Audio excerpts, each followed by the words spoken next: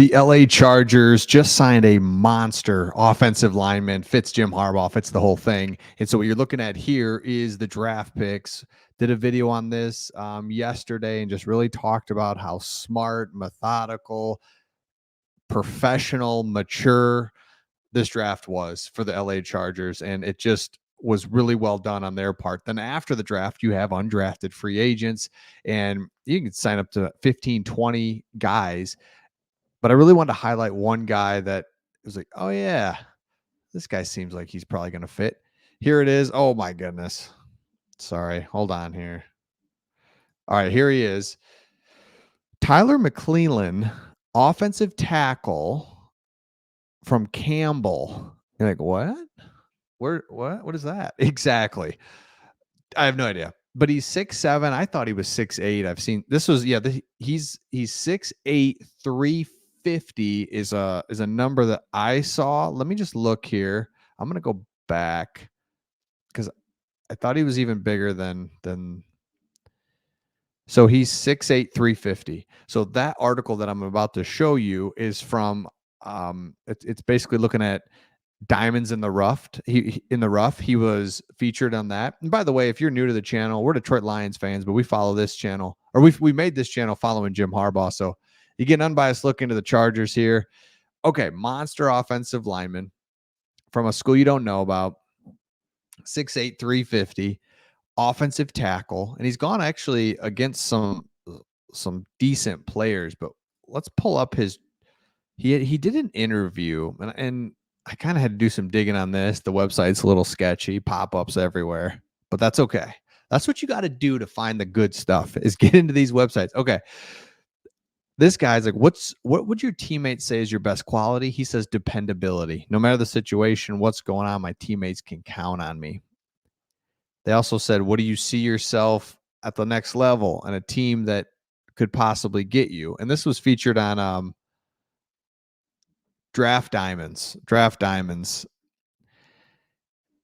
He said, playing heavy outside zone and gap schemes are my cup of tea. Linemen tend to live by their ability to be physical and nasty. Yet I feel that being smart and understanding the position alignment helps set me apart. Love it. That is what Jim Harbaugh, the details, everything, and every team is doing this. Like duh. But at the same time, Jim Harbaugh is about these big dudes that are looking to do things. I love that. And so he goes on to talk about kind of the type of player that he is and the things that he's all about. But at that size, you're just like, okay, let's bring him in here. Worst case scenario, he doesn't work at all. He can't figure it out.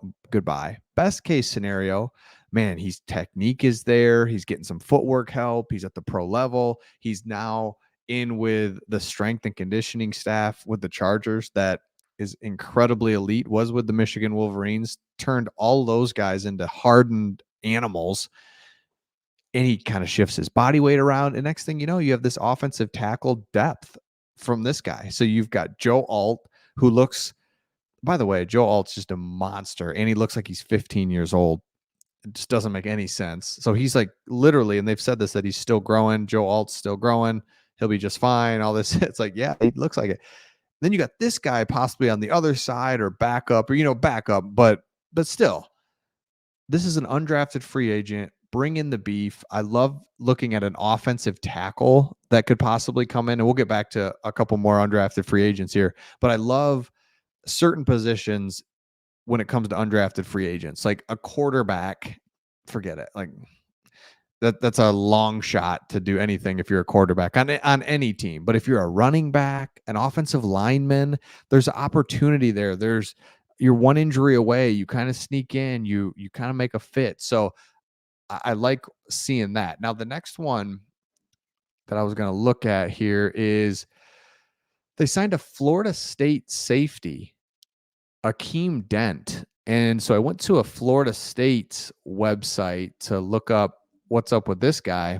And they said it like a couple former Florida State standouts ultimately went undrafted. Now, that's the thing about these undrafted free agents. They're standouts. I mean, they're stars. So he's a safety. and he joins Derwin James, Asante Samuel, and I don't know, right? It's like, I don't know. 187 tackles, 5 tackles for loss, 1 sack, 2 forced fumbles, 16 pass deflections, and an interception in 54 appearances. He was all ACC honorable mention and won the Don Powell Award. No idea what that is. But here's the thing. He wasn't invited to the combine, but crept onto NFL radars after his performance at Florida State's Pro Day, where he ran a 4.45 40. And you're like, okay. So he's an intriguing prospect with the ability for special teams. And you're just kind of like, all right, this dude, there's another one. I love that. So I don't know if I said this, but safety, offensive line, and running back when it comes to undrafted free agents, saying, oh, let's check it out. So that's beautiful. So you've got a monster offensive lineman. You got a safety that you brought in as well.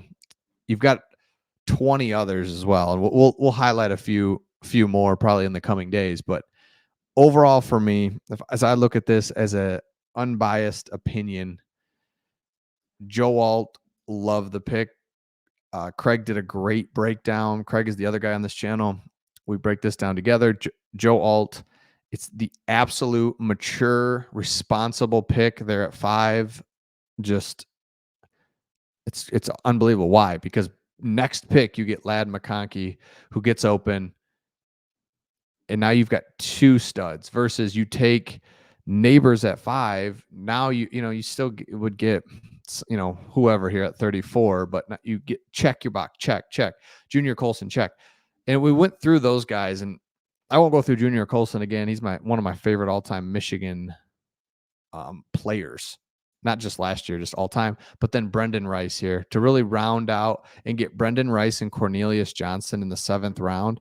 Thought was just really well done. I think Brendan Rice is better than Cornelius Johnson, but Cornelius Johnson has this weird question mark on him. And because he wasn't used a whole lot at Michigan, because Michigan didn't really throw the ball a lot because they didn't have to, because they just ran the ball so well and so effectively that just, I don't know, he could be really good, but we hadn't really seen it, or maybe he's not that good and we really didn't see that either. So Cornelius Johnson, but Jim Harbaugh coached him. So it's like, you know what? He's not that good. They're not drafting him, but instead it's like, he's pretty good. he's pretty good. So we're going to go ahead and do this. So it's simple. It's simple. If Jim Harbaugh picks a Michigan guy, then he's good. He gets this. We've been watching him right up front and center for the last 4 or 5 years. So let me know your thoughts in the comments, and we'll see all of you on the next one.